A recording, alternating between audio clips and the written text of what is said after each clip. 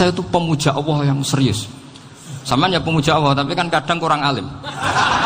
Saya ini pemuja Allah serius. Saya itu kalau ngaji, ya ngaji biasa belajar, itu sering nangis, nangis seneng. Misalnya saya baca tadi, Miftahul Jannah la ilaha illallah, lung kunci kok dikasihkan. Kita ini masuk neraka gak pantas, enggak bawa kuncinya kok masuk gitu. Harusnya kita ini masuk surga, kita kan pegang kunci surga, gak pegang kunci neraka. Maka aneh kalau kamu masuk neraka itu aneh. Coba kita pegang kunci surga apa kunci neraka? Tapi kadang teman saya suon rokok anu kunci ini. Karena tidak ada pintunya. Terus saya bilang, kamu kok tahu? Memangnya mau ke sana kata saya. Saya tidak punya rencana tahu neraka. Dan saya meskipun guyon itu serius. Bedanya orang alim sama ndak itu di situ. Kalau orang alim itu guyon itu masih benar, masih serius. Coba saya bacakan ayatnya. Ala inna awliya Allahi la khaufun alaihim wa lahum yahzanun. Terus lahumul busyra fil hayatid dunya fil akhirah. Artinya kalau mungkar nangkir dengan penampilan garang gitu, berarti ada ketakutan apa enggak? Ada. Padahal ciri utama walinya Allah tidak ada ketakutan. Makanya itu termasuk dalilnya Sayyid Muhammad. Tidak semua orang alami seperti itu, karena wali-wali itu la khaufun alaihim wa lahum yahzanun. Wah anak kiai temu karena kerja buat tidur wedek. Iku dreseke ora kok pertanyaane tok nak konan santri piye. Lho isen wis kiai dihanjuti mungkar nakir. Malu gak kira-kira? Mesti plengane konan santri piye. Nak jawabannya gampang karena pernah ngajar tauhid. Makanya Sayyidina Ali ini cerita ini ada di kitab Nurul Dzolam. Sama lihat di kitab Nurul Dzolam karangannya Syekh Nawawi Banten. Itu Sayyidina Ali itu ya, andekan orang biasa mungkin ya agak-agak hasud, tapi ini wali gak boleh kamu katakan hasud. Dia itu mangkal sama Umar. Orang kok setiap orang pernah dibentak. Apa dia berani bentak mungkar nakir? Penasaran dia. Bagaimana kerengnya Umar itu berlanjut enggak gitu kira-kira. Akhirnya minta, ya Allah saya minta kasyaf. Ya karena yang minta Sayyidina Ali karena mau wajah dituruti sama kasyaf. Dilihat Sayyidina Umar pas meninggal itu. Jadi hasud itu ya kadang penting asal baik. Loh betul bahasa Kanjeng Nabi kadang la hasada illa fisnaten. Itu Nabi bahasakan ya hasad. Gus Verson saja yang nafsirkan ghobtoh itu kan gaya-gayanan sebagai ulama. Aslinya Nabi ngendikannya itu la hasada illa fisnaten. Ulama yang ganti itu namanya ghobtoh. Wong Nabi sendiri nyebut hasad kok kamu tafsiri ghobtoh.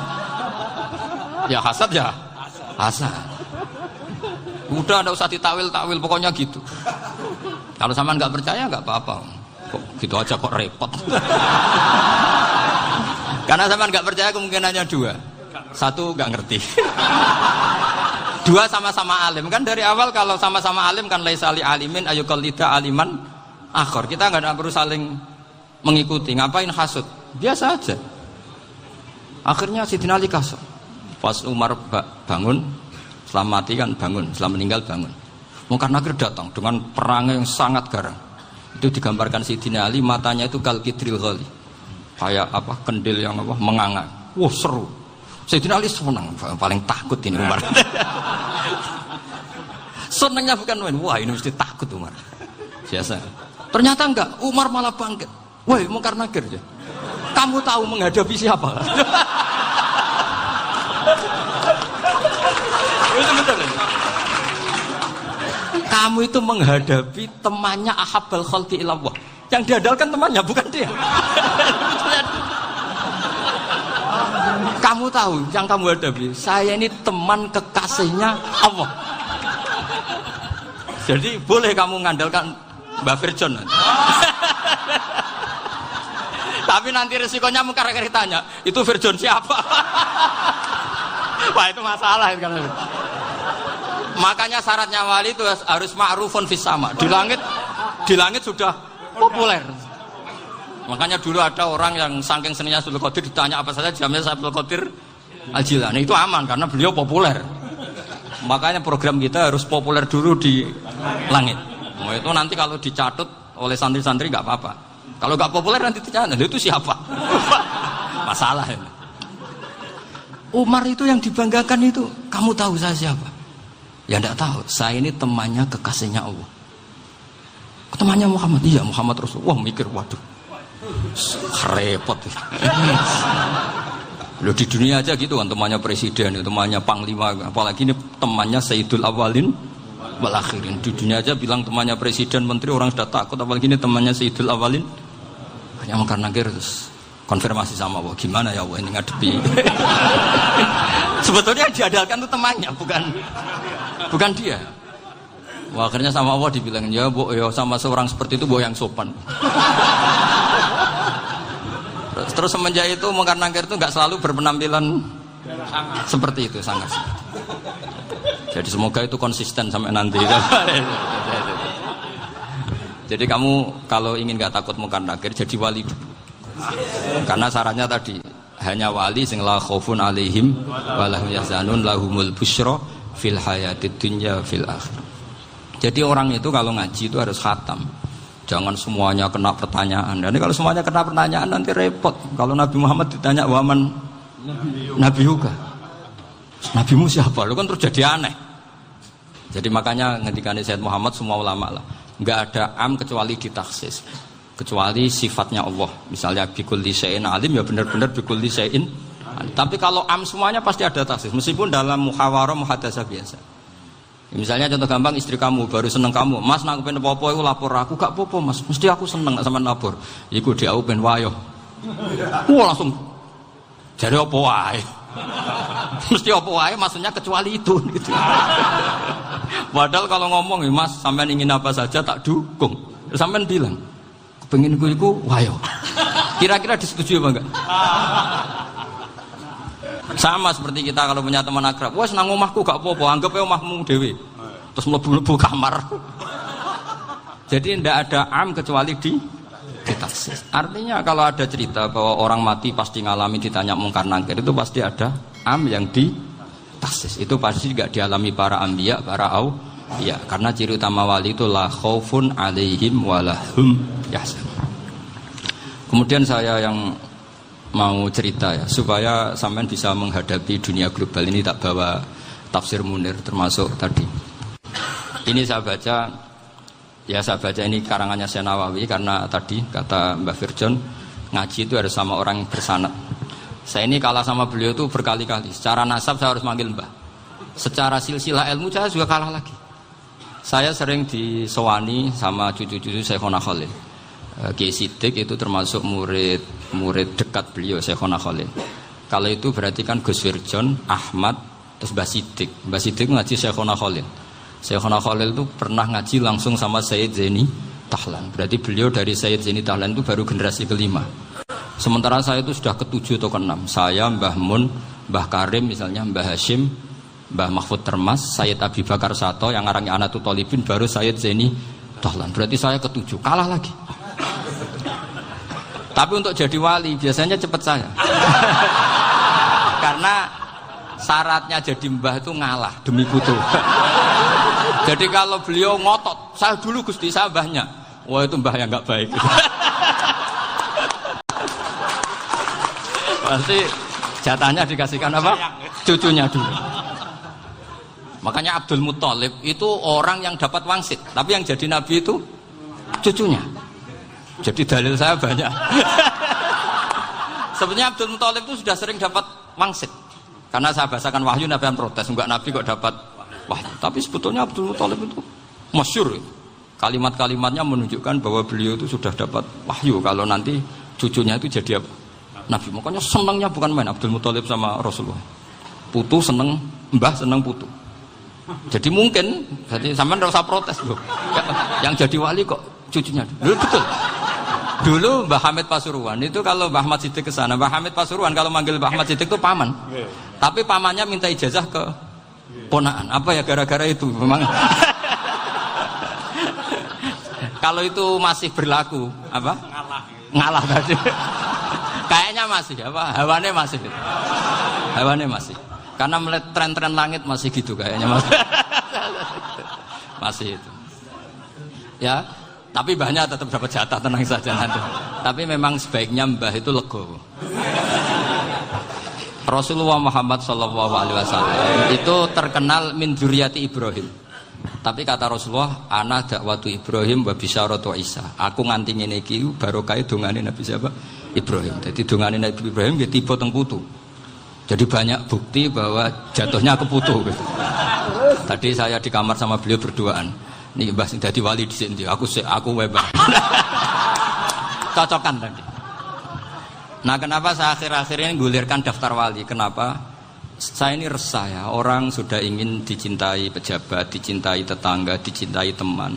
Tapi kadang-kadang orang lupa lagi dicintai Allah. Makanya saya meskipun guyon, tapi ini amdan, bukan sahwan. Supaya orang punya cita-cita lagi jadi wali, ingin dicintai Allah. Kita ini terlalu lama ingin dicintai makhluk. Mbok ya naik kelas sedikit lah. Ingin dicintai Allah Subhanahu wa Ta'ala. Meskipun saya guyon, tapi tadi guyon saya tuh lebih serius ketimbang serius Anda. Karena tak pikir. Saya tuh kalau pergi itu seneng ngebis, bukan karena saya tidak punya mobil, tapi saya sering mau butuh itu supaya gak diganggu. Karena saya tuh harus punya waktu sendiri. Kalau ngebis kan ketemu orang gak kenal, tapi sekarang ya gak susah, banyak yang kenal. Dan susahnya lagi gak minta ijazah, minta foto. Repot tuh. Mau dibenci itu umatnya Rasulullah Shallallahu Alaihi Wasallam. Mau disetujui itu sanatnya mana? Kalau ketemu orang alim minta apa? Foto. Itu nggak ada sanatnya. Nggak tahu saya itu mazhab dari mana itu. Ya mazhab milenial yang jelas itu kan. Ini tak baca ya biar dapat. Karena ini kenangan saya sama Mbak Ahmad Siddiq. Saya masih ingat betul beliau ngisi hallnya Mbak Abdullah bin Umar, berarti abahnya Mbak Hamid. Karena mbah saya itu Fatimah binti Khalid bin Umar. Kalau Mbah Hamid itu Hamid bin Abdullah bin Umar. Itu saya masih ingat betul zaman itu Mbah Hamid tiap khol di Lasem itu rawuh dan saya derek mbah saya karena masih misanan datang ke Lasem. Itu beliau pas itu ngisi sama Mbah Mun. Mbah Mun masih muda, Ki Ahmad Siddiq sepuh senior. Itu beliau cerita bahwa dulu ketika Indonesia dijajah Jepang itu para kiai mimpi dibacakan ayat Khulibatir Rum fi adnal ardi wa hum min ba'di walabihim salim. Terus ada kiai yang tanya, takwilannya gimana? Ya nanti Jepang pulang bukan karena kita yang mengalahkan, tapi Jepang ada yang mengalahkan sendiri, meskipun tidak kita. Kayak dulu Faris tidak dikalahkan Islam, tapi dikalahkan Romawi, tapi yang senang umat Islam. Wa yauma idzi yafrahul mu'min. Itu luar biasa ulama-ulama kita. Delalah kejadiannya Indonesia seperti itu. Yaitu kita tidak mengalahkan Jepang, tapi Jepang pulang sendiri karena dikalahkan apa? Sekutu. Ya ini saya baca. Ini tidak usah dicek bacanya benar apa enggak. Sudah aman apa? Aman. Karena kalau saya salah itu ya sengaja. Artinya ya sengaja saja. Ya biasa maksudnya. Saya kemarin ngisi di Pondok Peloso, di Pondok Al Munawir Jogja. Salah itu ada dua, ada salah yang memang benar-benar salah, itu nggak apa-apa, bisa dimakfu, karena mesti sangke wong goblok salah yang terus itu. Ada salah bawaan ilmu, itu repot tuh dan ini. Karena misalnya kita yang biasa belajar qiraah sabah wayah sibuhu, mesti diulang lagi wayah sabuhu. Karena qiraahnya Imam Asim itu hasibah yah sabu, bifat hisin. Sementara kita kalau ngaji kitab kulino yah sibu. Sehingga kita yang biasa belajar sabah itu kalau baca kitab itu kayak orang bingung. Kadang-kadang yang ngaji juga bingung. Gus Pak mau cok bulan pilih. Ya tepat-tepatan. Ada yang mengatakan Gus Pak bingung, ada yang mengatakan Gus Pak alim alama. Ya tepat-tepatan nasib tadi. Karena memang ya sab'ah memang seperti itu. Misalnya kufuan. Kufuan itu Imam Asim baca kufuan. Tapi beliau punya murid namanya Syu'bah. Itu kalau baca kuf'an.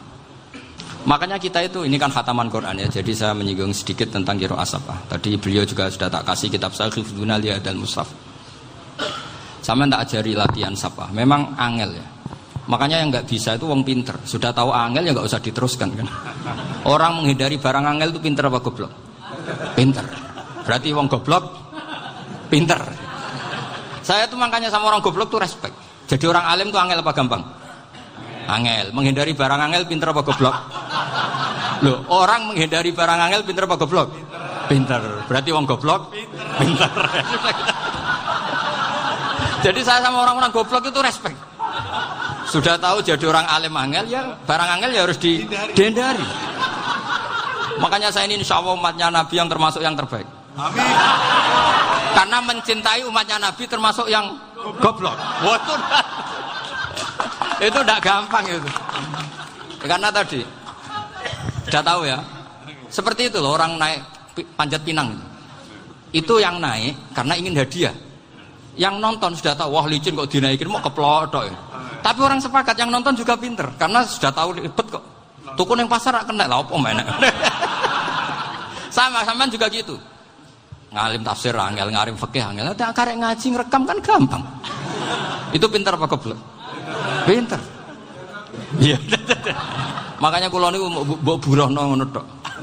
Saya tadi dinasihati Mbak Firjon, muga-muga hati saya selamat. Saya itu meskipun kata orang banyak, muhibbin saya banyak, tapi saya insya Allah tidak riya. Saya itu pakai kitab namanya Tasbidul Fuad, itu karangannya Said Abdul Al-Haddad. Ketika beliau punya muhibbin banyak ditanya, bagaimana ya Habib Anda menjaga hati Anda? Jamnya Said Abdul Al-Haddad itu unik. Innama azzamu Allah. Mereka itu sebenarnya menghormati Allah, cuma butuh sarana, dan itu saya. Jadi saya tahu sampean semua itu mencintai Quran, mencintai sunnah Rasul, mencintai hadis-hadis Rasul. Cuma sampean kan karena nggak paham, terus manfaatkan saya. Jadi sebenarnya saya ini korban. Korban. Jadi saya mau riak gimana? Korban kok mau. Bangganya di mana tuh? Coba sampean misalnya ngaji tafsir, belajar sendiri kan susah. Terkitnya susah, maknanya susah, bahkan beli kitabnya kadang tidak kuat. Loh, untuk jadi alim tafsir itu kan harus beli kitab. Loh, saya sering belajar kitab itu jutaan. Tafsir Tobari, saya pernah beli kitab Fakhrur Razi itu berapa coba? 27 jilid. Karangannya Fakhrur, belum karangannya ulama modern, Imam Sa'rawi. Itu berapa jilid? Itu jutaan. Saya kemarin juga dihadiahi kitab Pak Quraish Shihab namanya Faidul Bari fi Syarhil Bukhari. Pak Quraish Shihab yang terkenal. Dia sering diskusi sama saya. Saya ngasih hadiah beliau ngasih hadiah saya. Oh itu harganya nggak kuat.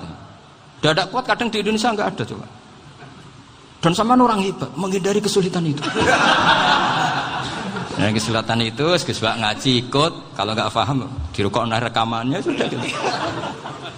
Pinter mana sampean sama saya? Pinter sampean kan? Bikin sosis susah, beli aja kok repot kan. Nah, makanya nggak boleh orang bilang, wah itu goblok reso tafsir, itu wong pinter. Makanya nanti kalau saya ketemu Nabi tidak termasuk orang yang mentahkir orang Islam. Kafabil mari isman ayah kira akhahul muslim. Jadi cukup orang itu dosa kalau menyepelekan orang Islam. Termasuk darani sampean goblok itu dosa. Caranya nggak darani goblok ya tadi di logika tadi. Alim itu angel. Gendari angel itu pintar. Berarti wong bodoh. Pintar ya sudah gitu. Tapi tetap bodoh. Tapi ini satu cara untuk saya respect gitu. Coba orang yang ngaji tafsir saya banyak, mungkin ribuan. Itu sebetulnya mencintai Quran. Karena Quran adalah kitab suci yang panduannya umat Islam. Sangat mencintai Quran. Terus kemudian mereka nggak paham. Terus mencari orang yang memahamkan. Burohno lah cara jawabannya. Terus keren saya itu di mana coba? Lah terus mereka kurang ajarnya gini, kalau paham itu ya alhamdulillah paham. Kowe nak ngaji Gus Bae ngono tok. Tapi nek ora paham, ora nyalano akale. Mari Gus Bae nerangno cepet mulane gak paham. Ora kok nyalano teke sing lelet. Oh kan masyaallah naudzubillah tenan. Sebetulnya tingkat kurang ajarnya tinggi Gus sebenarnya. Jadi kalau enggak paham itu kadang enggak nyalahno uteke. Kayak mau misalnya, mau mari mikir ra jelas. Padahal misalnya jelas ora mesti paham bodoh. Paham? Jadi kata Said Abdul Al-Haddad, innama azzamu Allah. Sebenarnya mereka itu sangat menghormati Allah. Makanya kita nggak perlu mengatakan wasilah itu kafir, nggak akan. Karena orang tawasul sama Rasulullah itu ingin dapat ridhonya Allah lewat orang yang dicintai Allah. Kita mencintai wali sebenarnya, wah itu kekasih Allah. Kita mencintai itu karena mencintai Allah. Sama seperti gini. Kamu mencintai kangkung apa enggak? Sebenarnya sama sekali enggak. Tapi kamu ingin sehat, ada asupan gizi. Kamu ingin tubuh kamu sehat, butuh asupan gizi. Kemudian kamu makan kangkung. Apa terus kamu cinta kangkung kan enggak? Cinta kesehatan kamu sama. Orang yang mencintai saya ingin kepuasan rohani. Saya kan termasuk kiai yang torekonya gampang. Ini swarga kan akhirnya penggemarnya banyak. Coba kalau kamu ini neraka. Jadi sebetulnya Anda mencintai kepuasan Anda sendiri. Nah, saya ini korban. Makanya untuk masuk surga cepat saya, korban itu cepat. Da'watul mazlum la turaddu kan gitu. Laisa bainahu wa bainallah hijab. Jadi saya kalau donga langsung seret langit. Karena mazlum. Saya sinau tafsir itu, Pak, sampean bayangkan ada tafsir itu sudah 27 jilid. Sing ngarang Fakhrur Razi itu buletnya bukan main. Karena dia ahli filsafat. Buletnya masyaallah. Sudah gitu sinau Jalalain kadang dikomen oleh Sawi. Sudah kita percaya Jalalain jebule dibuli Sawi. Percaya Sawi dikandani, "Oh iku Maliki ra Safi." Oh, ribet. Sudah gitu sinau Qurtubi, sinau tafsir Tabari itu susahnya. Belinya susah, belajarnya susah. Padahal saya punya keluarga, punya istri, punya anak. Bayangkan kalau istri saya rewel kayak istri sampean. Wah itu. Tapi alhamdulillah enggak. Sama sekali enggak. Allah sudah milihkan, wah ini bahaya kalau punya istri rewel. Imam Sibawai itu kitabnya banyak, tapi yang terbukukan hanya kitab Sibawai. Karena beliau kalau sudah belajar lupa istri. Hanya pas beliau di pasar, kitabnya dibakar semua sama istrinya. Karena dianggap saingannya. Ternyata yang dicerai tidak kitabnya, malah istrinya. Itu Imam siapa? Sibawai. Tapi alhamdulillah kitab saya enggak terbakar, aman. Saya teruskan ya. Jadi untuk menjaga riya dilatih innama azzamu Allah. Sebenarnya mereka itu menghormati Allah. Sehingga wasail-wasail itu sebenarnya enggak pernah jadi subjek, pelaku utama enggak. Tetap Allah. Sebab itu kata Sayyid Muhammad, kamu kok mengatakan wasilah itu kafir itu gimana? Ketika innallaha qad ba'atsa lakum taluta malika. Talut itu ya manusia. PD-nya itu apa? Inna ayata mulkihi ayyatiyakumut tabut fihi sakinatum mir rabbikum wa baqiyatum mimma taraka alu Musa wa alu Haruna tahmiluhul malaikah. Jadi beliau PD itu kalau bawa sunduk semacam peti sakti, sing di situ ada baqiyatum mimma taraka alu Musa wa alu Haruna tahmiluhul malaikah. Ya kayak semacam jimat. Tapi saya bukan mensyariatkan jimat enggak, karena nanti banyak penjual yang pembohong juga gitu loh. Cuma cerita, kamu tidak usah mengatakan kafir. Dulu Talut PD-nya kalau bawa sunduk semacam peti kesaktian yang di situ ada baqiyatum mimma taraka alu Musa wa alu Haruna tahmiluhul malaika. Sehingga Khalid bin Walid meskipun beliau sahabat dan menyaksikan wajah Rasulullah sallallahu alaihi wasallam, itu bawa sya'aratun min sya'aratihi Rasulullah sallallahu alaihi wasallam, bawa rambutnya Nabi. Perang kemana-mana itu diletakkan di pecinya. Nanti sama tanya lagi, masa pakai peci Khalid bin Walid ini? Wah panjang, sampai itu repot. Sampai tak warai ngaji usul fikih. Usul fikih itu kalau ngaji itu ada istilah tangkihul manat. Ini mesti ini wilayah yang kita bisa berdebat sama Mbah Firjon. Dulu itu musuh saya karena saya makili Anwar, beliau makili Peloso. Tapi tahu-tahu kalah tua terus saya mengundurkan diri. Di fikih itu ada istilah, ada tangkihul manat, ada tahqiqul manat, ada tangkihul manat. Tangkih itu kira-kira gini, lafadz hadis itu dibuang sekian untuk tahu bahwa itu madarul hukmi. Misalnya gini, tak beri contoh paling gampang. Sama harus paham, kalau nggak paham nggak pinter-pinter. Ja'a a'rabiyun ila Rasulillah sallallahu alaihi wasallam. Ya karena ini menghormati Mbah Ahmad Siddiq, saya orang alim, jadi ngaji ini tetap ada suasana alim. Ya harus ada suasana alim. Nggak perlu jadi orang alim tadi, susah. Sudah ngindari susah itu pintar. Sudah itu aja. Jadi orang alim susah, ngindari barang susah pintar. Berarti orang tidak alim pintar. Nah, meskipun tetap sudah kita itu pegangi sampai mati nanti. Loh, jadi orang alim itu repot. Itu kata Imam Ghazali, kalau orang alim kalau masuk surga itu sama Allah nggak boleh. Kif, kamu nggak boleh langsung masuk surga. Coba cari umat kamu, syafaati dulu. Nah, saya takut nyari sampean tidak bisa kembali. Saya tidak punya rencana itu. Pokoknya mau masuk. Golek sampean kuaduan. Aduan balik raroh dewe, wah repot nanti saya. Berat jadi orang alim itu berat. Ya saya teruskan ya. Ada tangkihul manat. Ja'a a'rabiyun ila Rasulillah sallallahu alaihi wasallam. Faqala ahlaktu wa ma ahlakaka qal waqatu imraati fi nahari Ramadan. Ya sidang kita, saya ini rusak ya Rasulullah. Kenapa? Karena saya menjima istri saya fi nahari Ramadan. Terus kata Nabi, kamu harus bayar kafarah. Napa Nabi kafarah? Puasa 2 bulan. Wong baru 1 hari aja terjadi gitu kok disuruh puasa 2 bulan. Ya tidak kuat ya Rasulullah. Baru berapa hari saya puasa aja kecelakaan seperti itu. Apalagi kalau sampai 2 bulan. Tidak ya Rasulullah. Ya sudah kalau gitu kamu pertama ngasih makan apa? Itku raqabah kan, pertama merdekakan budak. Tapi kan sekarang nggak ada budak, makanya terus sekarang langsung puasa. Wah ini nggak bisa semua. Ya sudah ngasih makan orang 60. Kasihkan siapa ya Rasul? Ya orang fakir. Saya ini paling fakir. Di kampung saya ini orang paling fakir. Jadi mulai dulu orang fakir itu hubungan suami istri itu paling lancar. Mulai dulu. Makanya orang fakir itu anaknya banyak. Karena hiburannya hanya itu. Wong Ramadan aja. Coba mau ke ATM nggak punya uang, mau antri di bank nggak punya, mau apa coba? Itu mulai dulu. Ini sanadnya mutasil. Wah, akhirnya sudah sanksinya kan tadi ya itqu raqabah atau puasa 2 bulan berturut-turut atau ngasih makan 60 orang miskin. Lalu kata ahli usul fikih, kata Arabi dibuang, nggak menjadi catatan hukum. Orang kota pun kalau melakukan itu juga kena sanksi yang sama. Imro'atau juga dibuang. Andai kan itu dilakukan untuk amatnya juga ketentuannya sama. Nah sekarang perdebatan antara Imam Syafi'i dan Imam Malik begini. Sekarang pertanyaan gini, jima istri itu hukumnya boleh apa haram? Boleh kan? Lalu kalau ada orang tanpa udzur kemudian makan siang-siang, cara Imam Malik hukumnya sama, harus kena sanksi yang sama. Karena sama-sama hadku hurmati Ramadan bi ghairi udzrin syar'iyyin.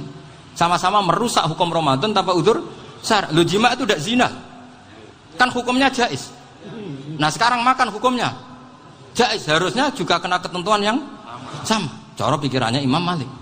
Nah, alhamdulillah Imam Syafi'i gak setuju. Wah, cara setuju repot. Bahkan orang-orang Syafi'i sudah punya khilaf, kalau gitu minum dulu. Iya, biar gak kena. Iya, biar iftarnya pakai minum. Setelah minum baru jima kan. Ini sudah menyiapkan khilafnya. Ini khas Syafi'i ini, bongsong rekayasa hukum. Nanti bisa belajar jauh cara ngakali hukum. Makanya guyonan yang masyhur Gus Dur itu gitu. Ada seorang kiai atau Gus lah, ya punya salah, namanya manusia kan punya salah, entah cangkruk entah apa, pokoknya punya salah. Ada wartawan yang ngiranya semua kiai itu orang suci, sehingga tanya sama Gus Dur, Gus itu ada kiai kok, ya pokoknya salah lah. Tapi jangan bayangkan dosa besar, enggak, kecil-kecil aja. Itu gimana itu? Padahal kiai kan orang suci. Jawabnya Gus Dur lucu. Ya justru yang boleh salah itu para kiai. Kalau kamu nggak boleh. Loh, kok bisa Gus? Karena mereka tahu caranya tobat. Repot. Kalau kamu nggak tahu caranya. Sama pelanggaran hukum itu ya harus pakar-pakar hukum. Ya. Itu yang tahu caranya rekayasa. Kalau kamu ya kena pasal kan ya. Jadi kamu jangan niru saya ini punya sekian cara untuk nah, itu namanya khilaf. Makanya kata Sayyid Muhammad, kamu tidak usah anti khilaf, karena Abu Hanifah itu membolehkan khilaf, kitabul khiyal. Yang penting kamu soleh dulu, setelah soleh nanti Allah maklumi. Soleh dulu, syaratnya soleh dulu. Kalau tidak soleh jangan. Contohnya gini, ada orang mau puasa lemes sekali, mau makan, gampang. Kalau langsung makan kan kayak hadku hormati Ramadan biwari udrin syarian. Aku langsung mau jembera sowan Mbah Firjo. Sudah status saya apa? Musafir. Ya, sudah berangkat aja sampai Tuban makan. Nanti kalau nggak jadi ya nggak apa-apa sudah. Kan mulai pergi sudah musafir. Saya tidak tahu nanti malaikat tertarik gebuki nggak tahu. Tapi itu ada khilafnya. Asal soleh. Karena kata Sayyid Muhammad dan semua kitab mengatakan itu. Kalau sama nggak tahu ya kebablasan. Nabi Ayub, yang terkenal Gudiken itu siapa? Ayub ya. Itu yang Israiliyatnya akan seru. Gudiken dikukur bek kreweng itu terlalu lah kalau itu. Untuk kreweng konti ning Arab ora ono kreweng itu sudah masalah itu. Singkat cerita, Nabi Ayub ketika diasingkan kaumnya itu kan nggak punya sumber makanan. Lah orang lelaki itu mulai dulu egois. Istrinya Nabi Ayub itu cantik sekali. Udah cantik, rambutnya bagus. Makanya kamu nggak usah tanya kenapa istrinya kayak banyak yang cantik. Ya, warasatul anbiya, nggak boleh betul. Kalau nggak cantik ya warasatul anbiya dari segi balak. Istrinya Nabi itu semuanya cantik. Nggak usah tanya sebabnya apa, pokoknya gitu, semuanya cantik. Singkat cerita, beberapa kali istrinya Nabi Ayub itu kerja demi bisa nafkahi Nabi siapa? Suatu saat itu tidak ada pekerjaan yang cukup untuk beli roti. Satu-satunya peluang dapat rezeki itu putrinya raja itu rambutnya berondoli. Terus ada sayembara siapa yang rambutnya bagus mau dibeli. Sampai rambutnya istrinya Nabi Ayub itu dijual. Nabi Ayub tersinggung karena itu mengurangi kecantikan. Jadi lelaki mulai dulu gitu. Udah nggak urun kalau istrinya nggak cantik itu komplain. Itu khasnya lelaki. Jadi kalau kamu gitu ada sanadnya juga, tenang saja ya. Komplain ya pegawaian itu. Saking mangkelnya Nabi Ayub terus ngendikan la adriban naki mi'ata sautin. Kamu akan saya pukuli dengan mi'ata sautin atau dengan 100 jambuan. Atau mi'ata dikhtin atau mi'ata apalah sesuai konteks zaman itu. Engko namuni pecut tuku konti kok ribet lagi. Singkat cerita, akhirnya ketahuan bahwa istrinya menjual itu demi Nabi Ayub. Allah nggak ridho kalau kekasihnya yaitu istrinya Nabi Ayub wis perjuangan kayak gitu malah kena hukuman. Tapi Allah juga nggak ingin kekasihnya yang bernama Ayub melanggar sumpah. Padahal beliau sudah sumpah, wallahi demi Allah nanti tak pukul dengan 100 kali. 100 kali dengan lidi lah misalnya, contoh yang gampang tuh lidi. Akhirnya sama Allah dikasih satu solusi. Wa khud biyadika dikhsan fadrib bihi wala tahnas. Ya sudah, lidi itu ikat jumlahnya 100. Terus pukul sekali saja. Anggap saja sudah 100. Iku pangeran sing wari ngakali ngono iku pangeran. Tapi syaratnya soleh. Syaratnya soleh. Jadi kalau kamu anti khilaf berarti anti ajarannya Allah di ayat itu. Wa khud biadika dikhsan fadrib bihi walaka. Itu dulu ada, ini cerita di Ithaf. Ini cerita terakhir, ini sudah, sama jangan nama sudah. Terus pengumuman tadi, yang nggak pernah sepuh ngutang saya itu haram. Karena tadi saya punya kewajiban di rumah yang bisa menggugurkan ya kewajiban yang lebih besar. Lebih besar itu ya tadi, bisa pernah guru, pernah sepuh. Yang jelas nggak umur. Umur sampean menangkap itu, tua-tua serepot itu. Ada raja itu ganteng kaya, senengannya nikah perawan cantik. Itu semua kampung mesti kenal. Mungkin digilir atau gimana pokoknya. Suatu saat ada pemuda suka sama perempuan yang di kampungnya, cantik sekali. Kemudian pemuda ini ternyata pekerja di kerajaan itu. Tiap hari ditanya, oh itu yang di kampung yang cantik siapa? Mau saya nikahin gini. Wah bahaya, ini saingannya raja. Jadi yang dibidik pemuda tadi itu saingannya. Si raja ini orang yang namanya raja kan gengsinya tinggi. Kaifatang kihuha wa qad ra'aitu qad qabbalaha rajulun. Kok mbok nikah piye? Saya itu pernah melihat dicium lelaki. Wah, gak mau. Gak gelem wis kadung ditambung lan wa qad qabbalaha rajulun. Saya pernah melihat sendiri qabbalaha rajulun, dicium oleh lelaki. Sudah gak minat raja langsung gak keren. Suatu saat pemuda tadi nikahi perempuan itu. Rajanya marah-marah, kamu lelaki gak punya harga diri gini. Gak punya selera, gak punya harga diri, sudah pernah dicium orang kok tetap dinikah. Terus bilang ke raja, ta'rif manir rajul, lelaki itu siapa? Abuha. Kamu tahu lelaki itu siapa? Sopo? Abuha. Bapaknya. Saya kan hanya bilang rajulun. Pernah dicium lelaki. Lah pikirannya raja itu lelaki kue-kue ngene iki. Tapi butuhnya canom mau raja ben gak sida, itu aja tuh. Baru kayak digulirkan gitu, wakot kebalah rajulun. Wah nggak mau. Setelah itu suatu saat pegawainya tadi nikahi perempuan. Kamu nggak punya harga diri gini. Kamu tahu mandir rajul apa abuha? Wah nak ngono aku gak poho. Lah monggo sakniki wis bojo kula. Ora trimo wis diambung wis macam-macam. Lah itu namanya khilah. Apa? Khilah. Kalau di Balaghah disebut tauriyah atau apalah. Tapi saya tidak ngajari sampean seperti itu. Sudah pinter sebelum saya ajarin. Bangsa ngakali kan sudah pinter. Saya kira demikian. Assalamualaikum.